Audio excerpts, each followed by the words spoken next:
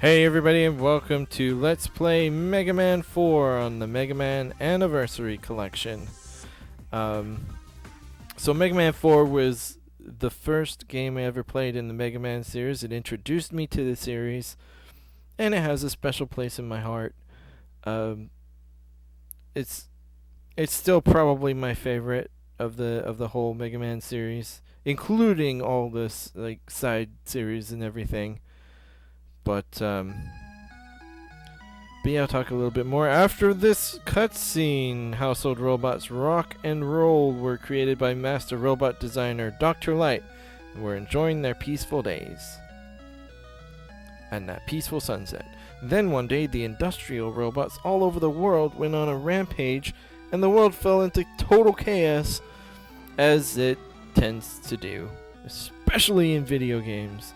Dr. Light quickly realized that mad scientist Dr. Wily was behind the nefarious deed, but he didn't know what to do.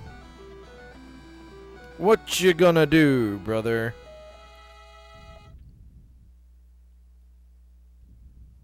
Rock, having a strong sense of justice, volunteered to be converted into a fighting robot. It's a fighting robot. Do. Thus, the super robot known as Mega Man was born. Wake up, Mega Man! Open your eyes!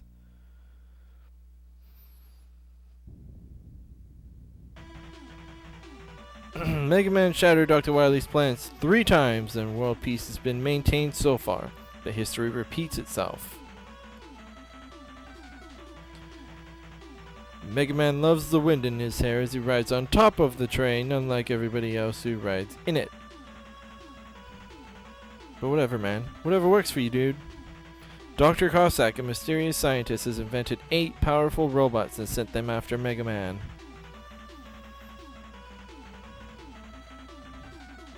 Mega Man starts for the battle again, this time equipped with the powerful new Mega Buster. And here we go, Mega Man 4. So that's actually the first time a Mega Man game has really had an opening and explained any kind of story before we get into things.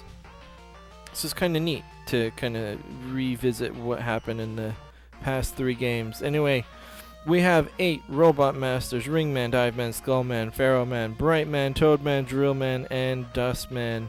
And for the purpose of this LP, I'm going to be going in weakness order. I've played this game enough to where there's like 3 or 4 starting points so I could really go for.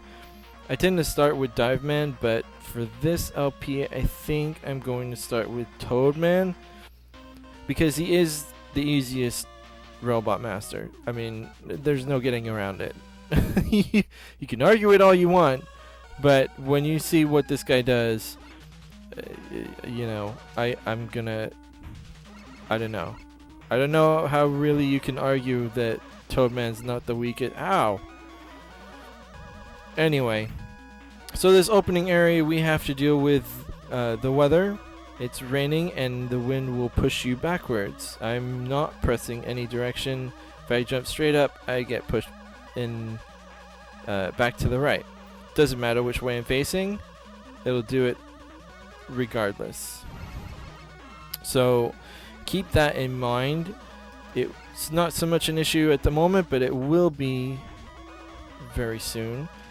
We've got these little red guys with parasols that float down. If they land, they will shoot their parasol at you like a little missile. And of course we have these little Mama Pippies.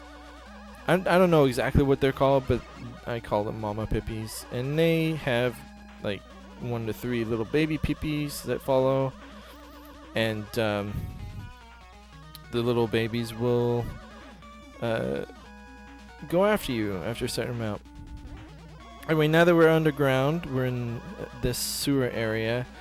We have to deal with these currents and waterfalls. And 1-ups, which I'll take happily, thank you. If you're a little low in health, if you go to the left here, you can pick up some life energy, which I can't show too well because I'm at full health. So you know, there's that.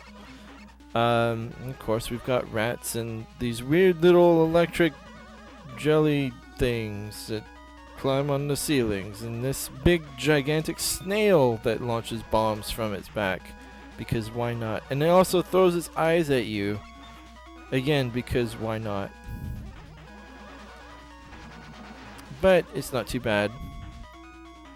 And again, we should mention that this is the first time Mega Man has had a charge shot, and I'm sure we've all experienced this obnoxious charging sound in our Mega Man careers, but this is where it came into play for the first time.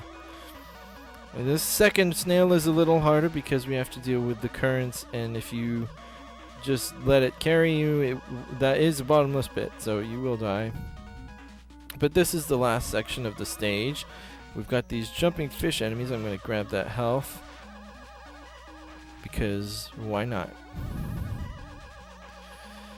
This is actually a fairly difficult jump, so if you're not confident about it, use rush coil to get past it. I'm pretty confident about it though, so I'm not too worried. Many a playthrough have ended here in this little spike pit section, so don't underestimate it. I made that look a little easy, but it's for a first time player, it can be very tricky. Anyway, this is Toadman, and his ability is the Rain Flush, which he's not going to get to use because I'm going to exploit his little weakness here.